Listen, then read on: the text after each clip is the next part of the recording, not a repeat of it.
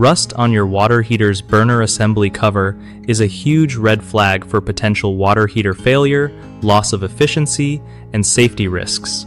So let's break down what you can do when corroded bolts, possible leaks, and cold showers start messing with your week.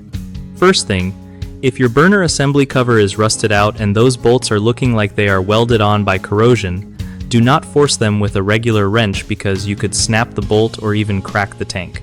Grab a penetrating oil, like WD-40 or PB Blaster, and soak the bolts for a few hours to a day.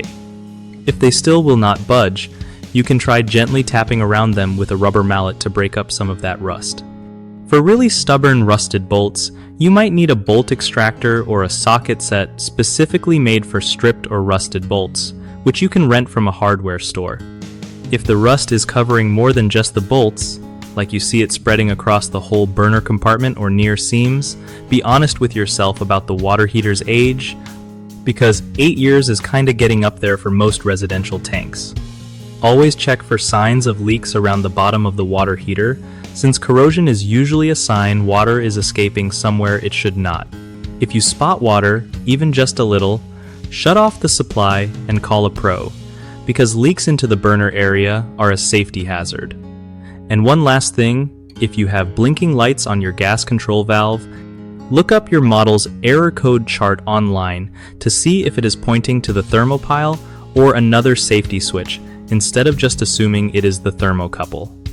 One of the biggest mistakes homeowners make with water heater rust is ignoring it until there is a total failure and suddenly there is water everywhere. Rusted water heaters are way more likely to spring leaks and flood your basement. Another common issue is trying to remove heavily rusted bolts with too much force, which can strip the threads or snap the bolt off completely, making future repairs way harder.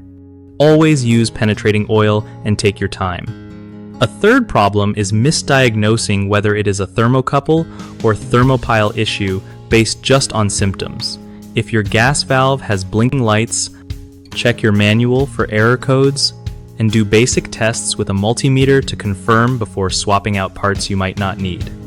BigHomeProjects.com makes finding trusted local contractors super easy for homeowners who need someone reliable to repair or replace water heaters safely and quickly.